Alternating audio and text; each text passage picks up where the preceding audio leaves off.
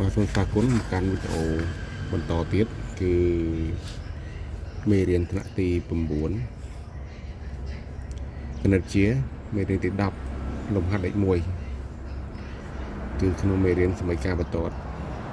ចូលសង់បន្ទាត់ដែលកាត់តាមមួយចំណុចនិងមានមេគុណប្រាប់ទិសលេខ1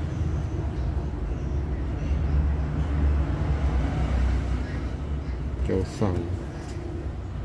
បន្ទាត់ដែលកាត់តាម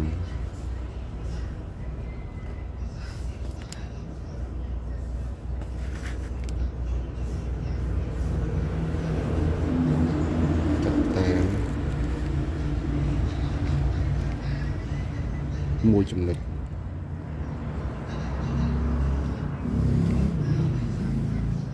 កាត់តាមមួយចំណុចនិងមានលេខគុណប្រាប់ទិស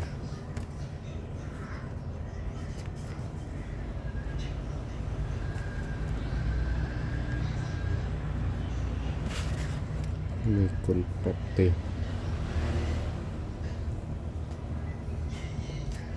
មានលេខគុណប្រាប់ទិស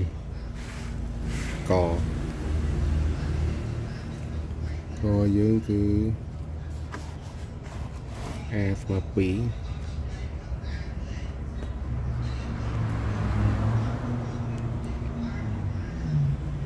និងដក4 1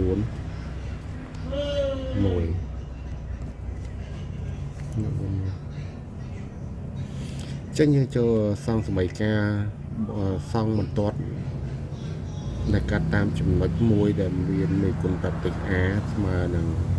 2ហើយអាប់ស៊ីសអរណេវិញគឺដកករណីគឺដក4និង1អញ្ចឹងយើងត្រូវរកសម័យកាលបន្ទាត់សិនឬហើយយើងឲ្យតម្លៃលេខវាទើបយើងសង់ក្រាបនៃប្លង់អរណេបានចឹងយើងយកសម័យកាលបន្ទាត់រកសម័យកាលបន្ទាត់សិនរកសម័យកា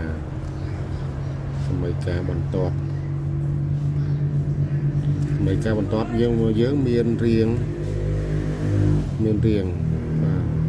មានរៀង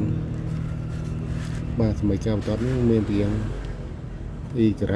ស្មើនឹង ax បូក b បាទ y ស្មើនឹង ax បូក b ដោយកាត់តាមគេដោយកាត់តាមដក4 1នឹង a យើងមានគុណប្រាប់ទិសវាគឺស្មើនឹង2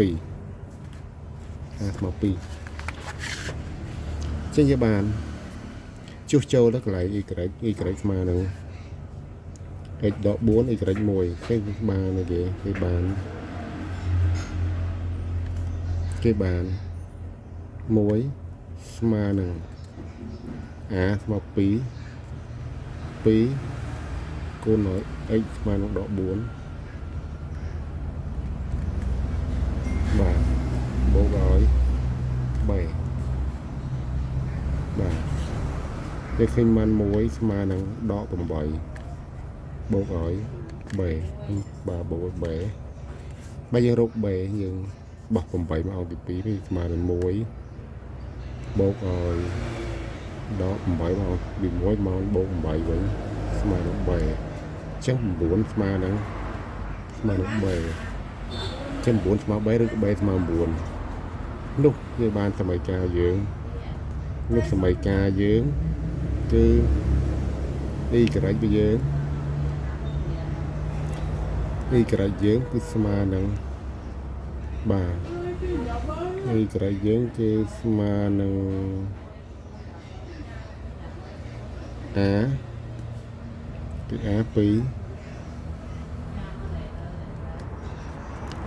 2x បូកឲ្យ b គឺបូក5 9បាទចឹងបានសម័យកាលយើងរក b ទៅឃើញបាន y ស្មើនឹង 2x បូក 9បន្តមកយើងឲ្យតម្លៃលេខបាទ x និង y y x ស្មើ0បាទ x ស្មើ0 x ស្មើ0 y ស្មើ9បាទx ស្មើនឹង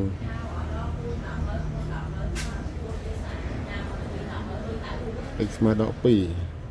x ស្មើដក2 x ស្មើដក2 y ស្មើនឹងដក2ចុះចូលទៅបានដក4បូក5ស្មើនឹងដក4បូក9ស្មើនឹង5បាទតម្លៃមួយទៀតទៅ x ស្មើនឹង3 x ស្មើដក3 x ស្មើដក3ចុះចូលដក3គុណ2ដក6បូក9ស្មើនឹង3បាទចុះបើ x ស្មើដក2 y ស្មើនឹង5បើ x ស្មើនឹងដក3 y ស្មើនឹង3តោះយើងសង់ក្រាហ្វិកយើង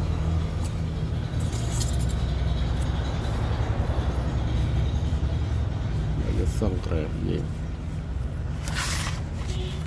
សង់នេះ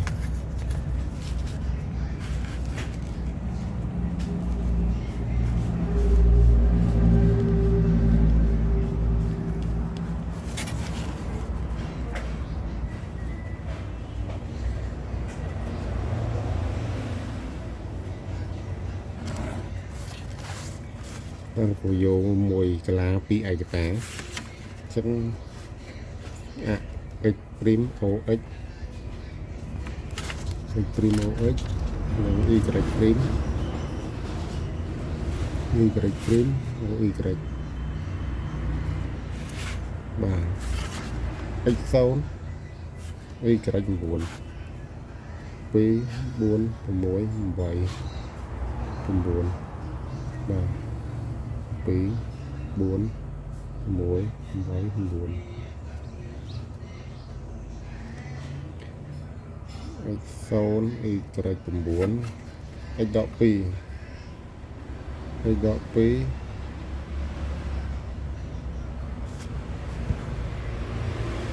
បាទ x ដក2 y ស្មើនឹង5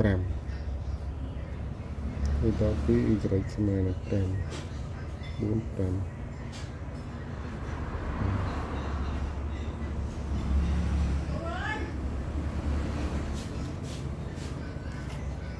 5x ស្មើដល់3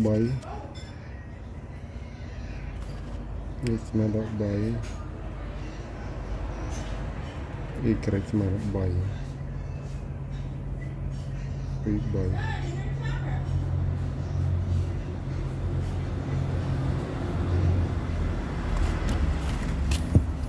3សម្ដីការយើងបន្តសម្ដីការយើង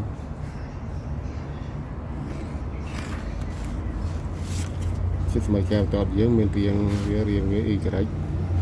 ស្មើនឹង 2x បូក9